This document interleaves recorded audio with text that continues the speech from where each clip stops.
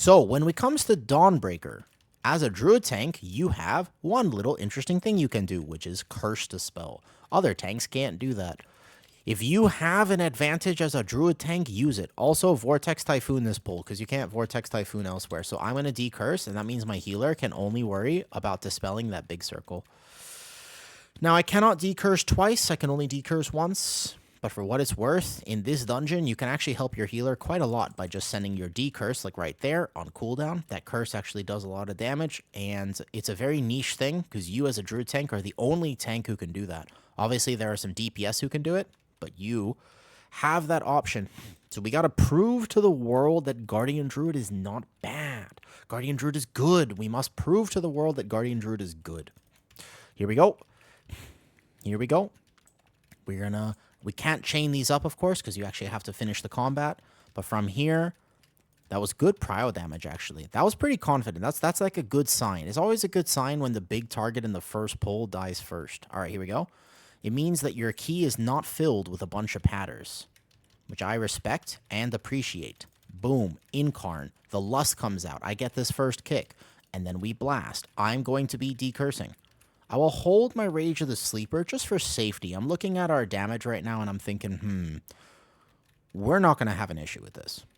Like, timer-wise, with this dungeon is going to be free, okay? Timer-wise, we're not going to have any problems. So let me just decide to go safer. A little bit safer for me means holding this Rage of the Sleeper. But, you know, given how fast this pull died, I didn't need to do that. I could have absolutely sent the Rage there. I lose a bit of personal damage. This is actually IO for me. It's one of the last ones I need. I would rather play this kind of safe. I don't really care about parsing this key. You know, it's okay. It's all good. It's all good. It's all good. This way, please. This ship. Some tanks like to go to the other ship for the sake of 2-minute cooldowns. I, as a Druid, like to incarn that ship, so I like to land here, and then we can settle into this pull. Personal preference. You can totally do it both ways. Again, Vortex Typhoon does not work on the ship. So I'm going to be here, and I'm going to be watching. If I think that bolt's going off, then I'm not afraid to send this Bark Skin, because we should only be kicking this Shadow Mage.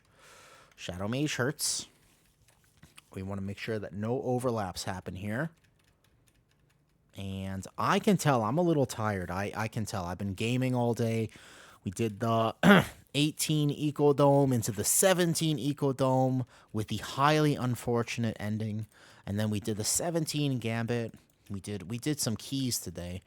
And therefore, I gotta say, I had a nice little spa day yesterday. I was like chilling all day yesterday. I went out town.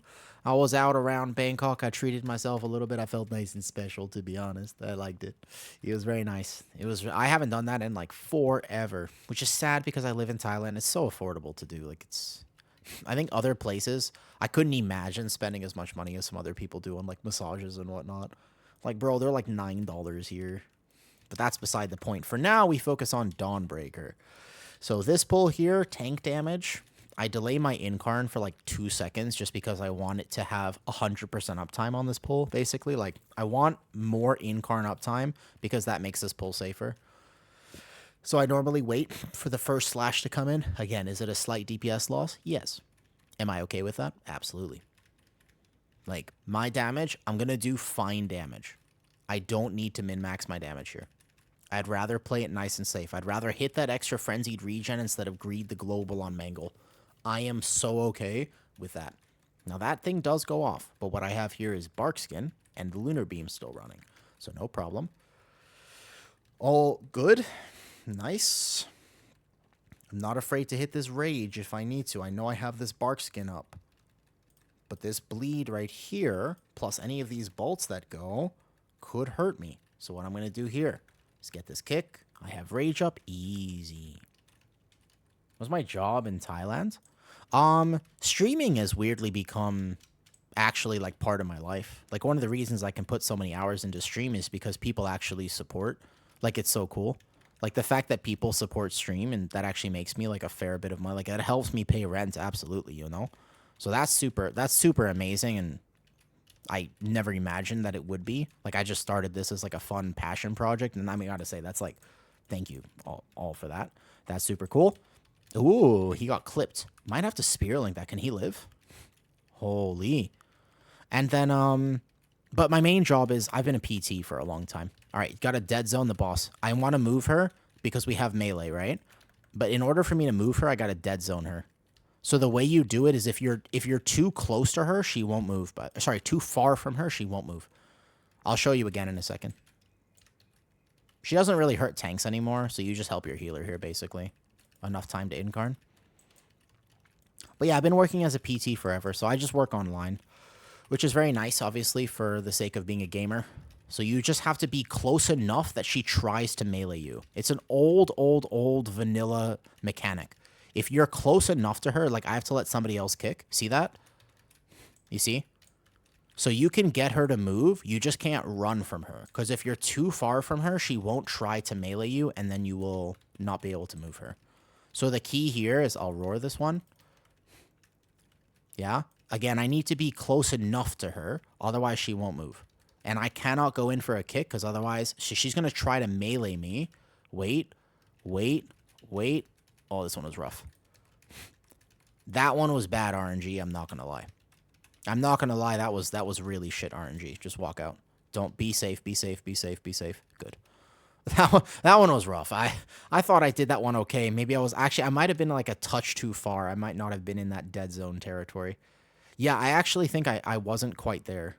That was probably on me. All good. I'm a little tired. I do like working. Like, I love being able to help people. And what's really cool is in the last few years of my career, I got to study more and learn how to help people with different, like, really interesting conditions. So my job is endlessly fascinating. Like, I get to help people with cool autoimmune stuff and a whole bunch of, like, a whole host of issues. So, like, I get to solve that. It's like a fun puzzle to solve. I didn't move that very well. Hold up. So I do like my job, but obviously the fact that streaming is part of my income now is, like, crazy awesome for me. I mean, obviously, it's like the dream, right? You know, you're like a little kid. You tell your mom, you're like, Mom, I'm going to play video games my whole life. And your mom's like, okay, honey. And you're like, oh, I'm doing it, Mom. Look, Mom, I'm doing it. I'm so sorry for my melee. I hate this boss. As much as I want to try the dead zone, sometimes there's just some parts of this boss that just she doesn't, in fact, want to move. But also I'm being a little lazy, so let me not be lazy. It's like, see how? Okay, there you go. There we go. I got her to move there. Right here. Right here. Perfect. That was better. That was better. Little bit of focus. All good. But yeah, like I wonder what everything looks like next year. That's pretty much what I do, though. I like it. I have a job. I never have to leave my house. This is the ideal, obviously. This is the ideal. I don't know about you guys. This is a rough movement, by the way. Be on the outside of the boss. So be over here. This is the right spot for this. This is the right spot. So we can still do some damage, but you just don't greed this. That's rough. I'm so sorry. I hate this boss. Because ideally what you do is you would put the circles not like stacked on top of each other, or I could have moved the boss a little bit elsewhere. Hi, yeah. Good job. Good job healing. Good job healing. Good awareness. Good job. Okay. That was not the best showcase of my abilities. I'm not going to lie. Land here, actually. Let's do these two. Bear. This is the weakest area for Bear, by the way. Compared to absolutely anything in this entire season, this area is the literal worst for Guardian Druid. So you take a lot of damage, man. You'll take a lot of extra damage here, and I think that it can be super sus. Like, I have a plan for this, and I know how I tank it, but it's just... I know what I have to do if I start getting very high stacks. Number one is don't pull the sides with this. This is through Incarn, by the way. So when these stacks start getting a little bit higher, what I'm going to do is I'm not only going to have Incarn up, but I'll have Rage and Incarn up. This is one of the only pulls where you will die through Incarn, by the way. Like, you will actually die through Incarn. I'm watching my stacks. I'm making some debates. That bolt is going to go off on me. I don't think I really need to reset here. I think I'll be just fine with this bark skin, because I think it'll die on time. Just going to watch for my melee. Nice, easy motion. Wait a second. Motion, not motion. My stacks are getting mighty high. I did choose not to reset this. I'm going to SI. That's fine. I chose not to reset so I could stay in the pack. I could have if I wanted to, but I'll be able to reset the next thing. I did have to commit my SI because it got a little bit suspicious there toward the end. Here we go. I've gotten to like 80 stacks before, so 47 is not that bad, to be honest. Okay. Wild charge back if I do get knocked back. Otherwise, we just do the mechanic here. Now, the idea behind this is I want permanent funnel. So, permanent funnel. So, we're going to go pull these two now. Make sure they don't melee anybody. Because I pull this basically on my incarn. Because I will have to deal with all these stacks. And then I'm going to pull... There's a pack behind me and a pack to my left. It's my job to deal with all these stacks. It's my melee's job to kind of watch out a little bit and not get hit by the circle. When these little ones die, give or take, I'm going to pull more. Because I will be able to live this without resetting it. Will I? Okay, watch this. So alternatively, I use the boss's knockback. And then I reset my stacks. Yeah, and then I just wild charge back. Cool, so my stacks got reset here. We need these two mobs and the mobs behind me. But unfortunately, they are in the worst possible pat. So ideally, I want those two back there. But it's actually not going to work. So I will need to make that percentage up by pulling one extra thing at the end. I know where I can pull it because this has happened before. It's not the first time this has occurred, where that pat is just the actual worst pat. Unfortunate, because it would have been more time efficient to grab them right now. But this mini-boss is already dead, and so now it's just a time loss to grab those three. People will be expecting, they'll be holding... Well, actually, we just use meta. Well, we'll have Frosty Cake cooldowns. He's wanting the Lust pull here for sure. And so we don't want to chance this. So we fight this last dude here. He has full cooldowns. My warrior has full cooldowns, so now we're going to hop over. And I'll have to make up that percentage later. But this is definitely the Lust pull. In which case, I aim the frontal away from my group. So there's a lot you can do as a tank in this dungeon. And one of the things you can do, right, is be aware of, like, different frontal positionings. I do notice that my wrists are breaking, yeah. That's okay. I just feel like I can sing the song now, you know?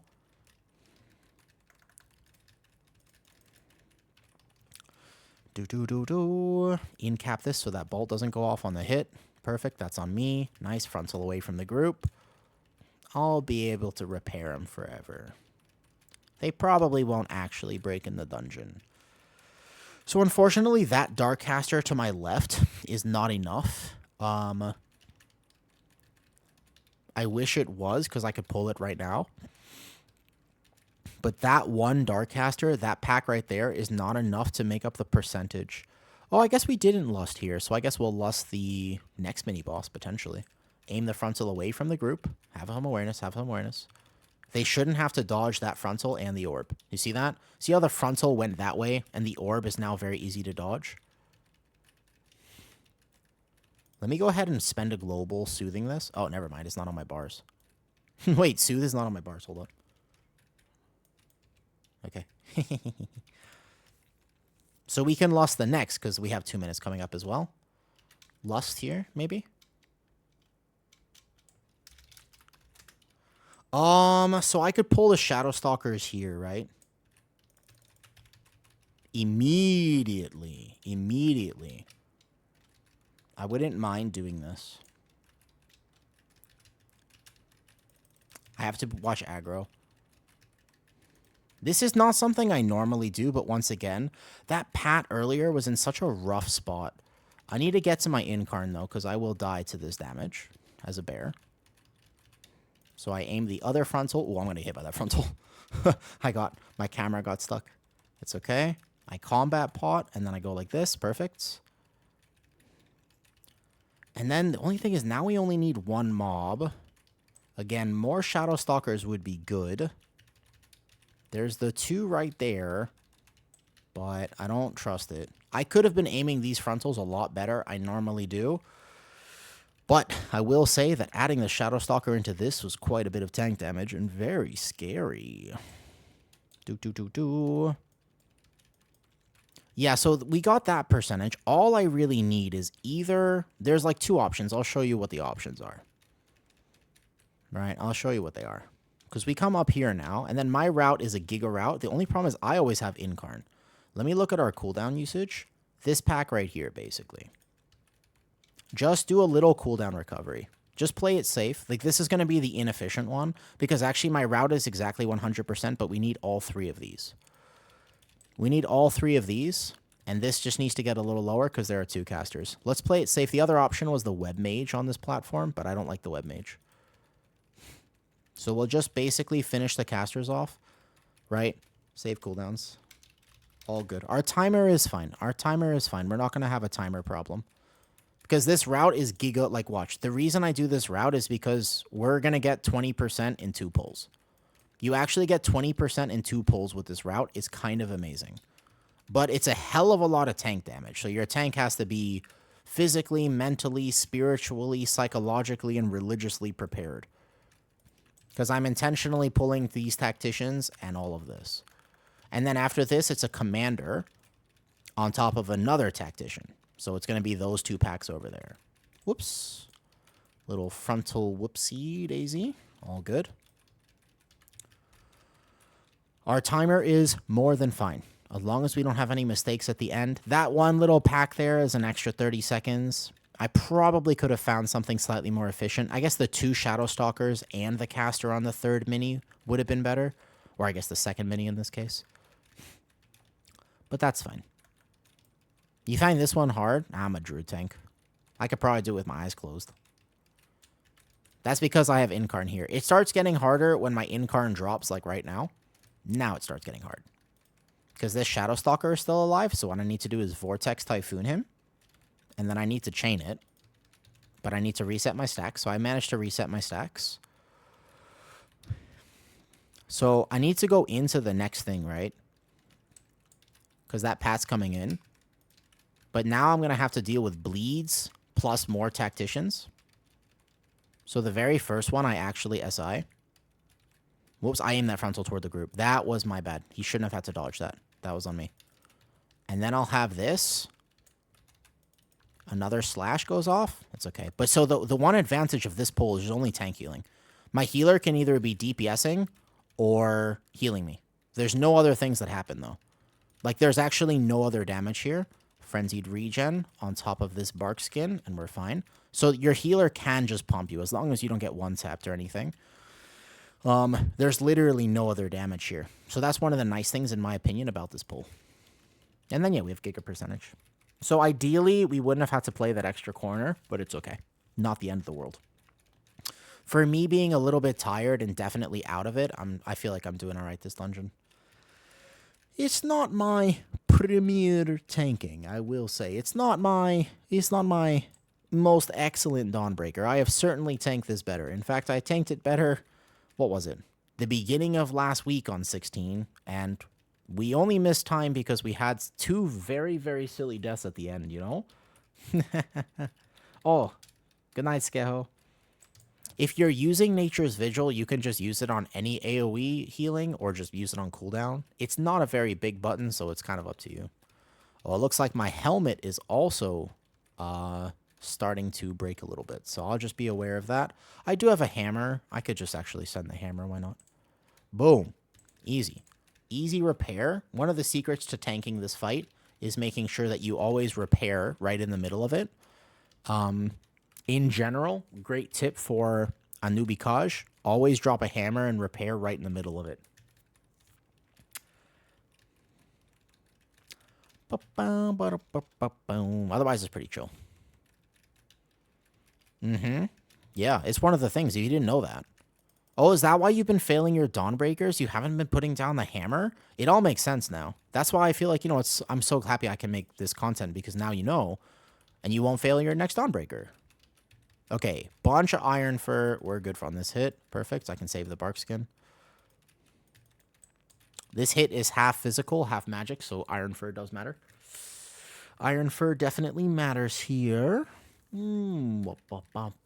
Scratch the beard. Moisturize the face. No, you don't swipe. I don't swipe at all. This dungeon, my damage will be lower. Here, this is not on overall. My damage will be lower just because I've been playing really lazy. Like, honestly, the reason my damage will be lower is nothing to do with bear. It's the fact that I've actually just been playing lazy and safe. I looked at our damage on the first pull, and I was like, yeah, we're going to time this. Like, even with a few deaths and a few mistakes, like, we are 1,000% timing this dungeon. I should not greed at all. So I haven't been greeding. I've just been playing safe, you know? You know what I mean? Yep. The old-fashioned stone vault tech with a hammer actually was real tech. Correct. Correct. The auto hammer stone vault tech way before when.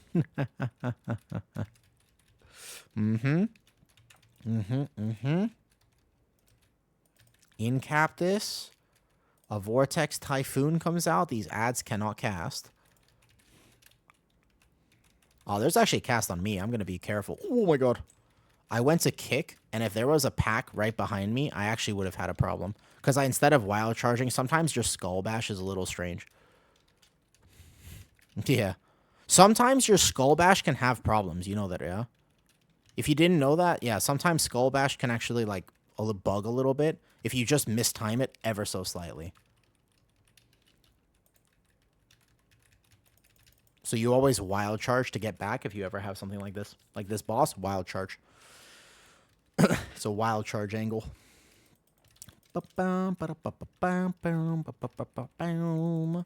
In cap, war stomp, kick. Yep.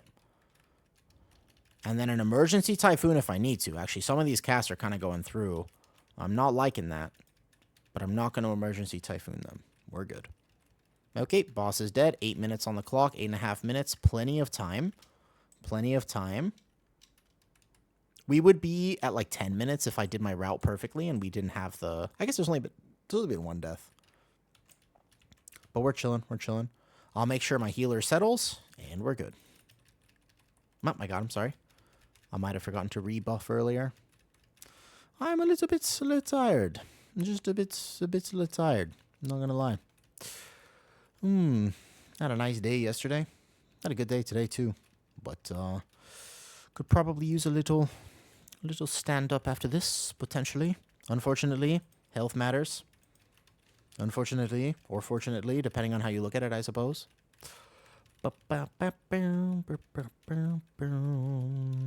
Yeah, it's going to be an extra route. Yeah. It's going to be 103% route. Yep. I know. I made choices. This route. It's fine. It's okay. We will still time the key. I'm an overachiever. And I wanted to go for extra credit. I didn't just want to time the key. I wanted to go for extra credit. I was a pain in high school for this exact reason. Nobody could stand me in high school because I was like, I would get like a 99 on an assignment, and I was like, is there anything I could do to get this to 100? And they would just be like, stop. But I wanted to be valedictorian. My goal was to be valedictorian, right? So I basically was just like, I was always trying in high school. I would get like 100, and I would be like, is there anything I can do for extra credit? You know? You're right. Next time I should get 110%. I feel like, look at our timer. Way too chill right now. Our timer is actually too good. Next time, you're right. I should do more. You're absolutely right, Gran. 100%. Next time, I'll try for 120%. Now, I feel like dungeon knowledge is underrated. So when it comes to dungeon knowledge, right? It's like there are dungeons where the right thing to do is pull aggressive and push. Like Halls of Atonement or something like you know, like you're like, oh man, the timer's like, I gotta do this pull. But there are other dungeons, Gambit, Dawnbreaker, etc. Even Ecodome to an extent, where you're just like, you gotta understand, like, the timer is not the battle. If you pull for safety, you will probably win. right? Like I think that's a mentality that some people don't have, and they think they always got, I gotta try, I gotta go. Let's combine the pull and gambit. Let's go over it. Pot of greed pull. It's like no, no, no, no, no. This is one of those dungeons. In general, the timer is just not tight here. Like you just don't lose this key to timer, and this is an easy 16. So yeah, like I pulled this safe. I pulled this easy. We could have made up a minute or two on the timer, 100%. Get an extra point when we time it. But we have 5 minutes and lost, right? This is more than enough. So I definitely made routing decisions. I could have been doing 4 mil overall, and I was just chilling. I was just chilling, man. It's all good. Let's get this 16 Dawnbreaker on the board. Ready? So when Roshanon lands, I got one last tip for you. Don't actually be in melee range. Taunt her, because she'll knock you back. And sometimes, if you're very unlucky, she will clap melee. If you're very unlucky, she will straight up clap melee.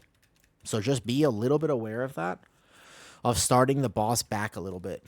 So you start behind the center line, taunt her, she comes down, and then wild charge to her. Or skull bash, either one.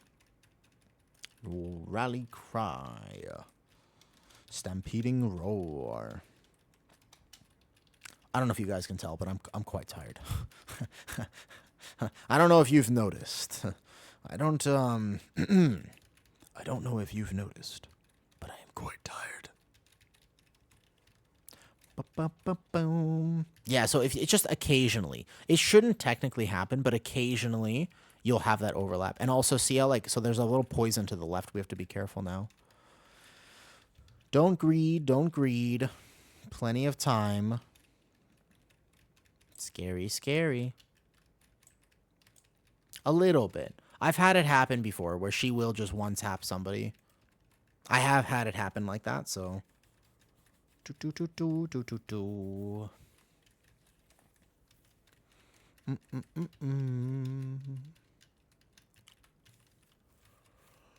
Oh, I got a bunch of other tips for Dawnbreaker, but I'm pretty chill with this run. I roar. Help him get out faster, because he is a slow little DK. And also, we're covering the left side, so we have to be a little careful about that, though. Practicing routes. No, I think you can't practice routes in follower dungeons, because it doesn't actually give you an understanding of the key. Like, my problem is it doesn't give you any understanding of the key. Like, it doesn't help you understand what's actually happening, if that makes sense. And so I don't think, actually, it's a good idea to practice in follower dungeons, nor do I think it's a good idea to practice in M0. I feel like you kind of have to actually go into a keystone, because you'll be like, oh, right, that pack I shouldn't pull because people die. But the number one thing with routing, you got to be okay with making mistakes.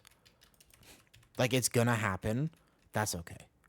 Guess we all make mistakes. It's just that the thing you don't see is that I played PTR, so I made a mistake in PTR, and then I fixed it before the season came out, right? Even in twos, like if you're thinking about doing it in follower, you could do it in twos, you could do it in fives, whatever you're comfortable with, in 10s, 12s, 15s.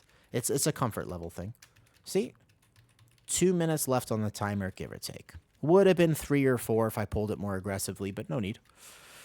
Solid run. Nice little 16 Dawnbreaker on the board. Beautiful. Nice GG's.